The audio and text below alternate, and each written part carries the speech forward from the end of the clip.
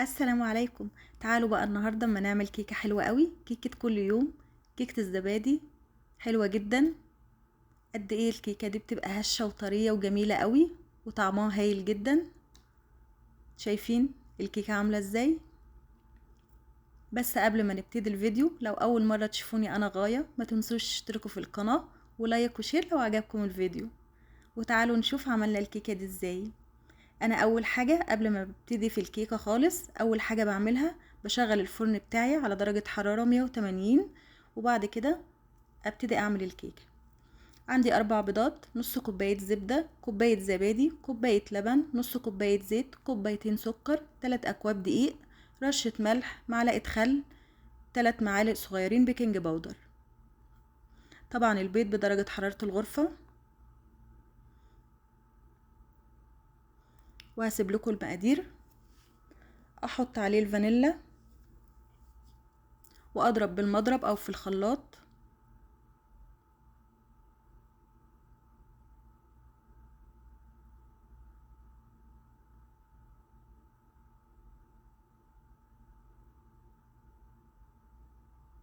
شايفين قوام البيض بقى هش ازاي؟ احط بقى المكونات بتاعتي، السكر والزبدة، وطبعا السكر لو حابين تقللوه شوية براحتكم، والزبادي واللبن، واضرب تاني بالمضرب او في الخلاط.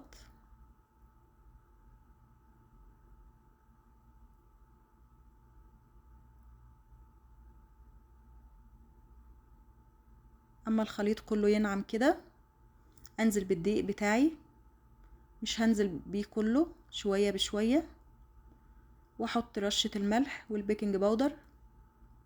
وطبعا الدقيق ده انا نخلاه، واقلب من تحت لفوق بالشكل ده كده،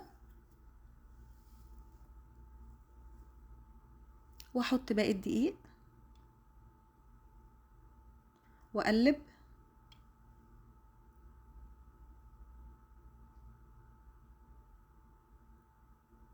لما الخليط يبقى معايا بالشكل ده، واتاكد ان مفيش اي دقيق تحت في البوله من تحت، عندي صينيه بقى هدهنها اي ماده دهنيه، زبده او زيت اي حاجه،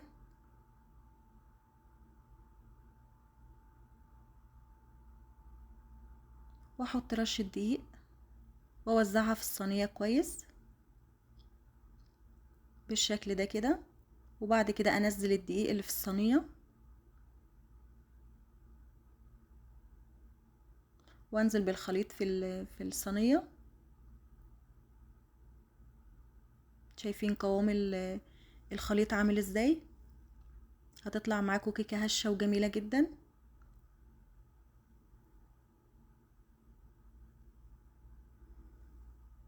اخبطها خبطتين كده، وادخلها الفرن على الرف الوسطاني.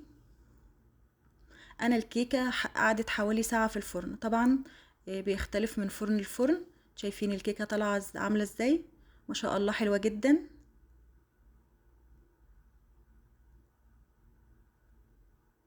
هطلعها بقى من الصينيه واسيبها تبرد شويه، وبعد كده ابقى اقطعها.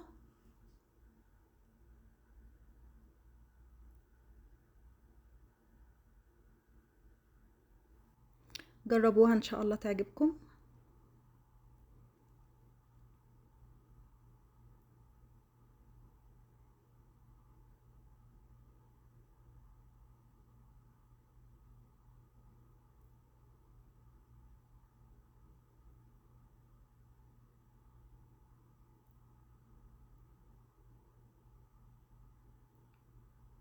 الكيكه قوامها عامل ازاي؟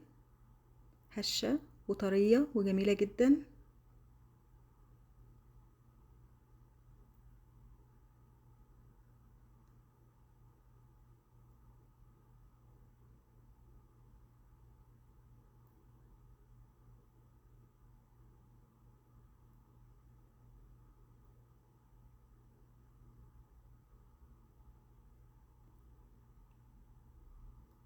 ممكن احط عليها اي صوص كراميل، صوص توفي، شوكليت، اي حاجه.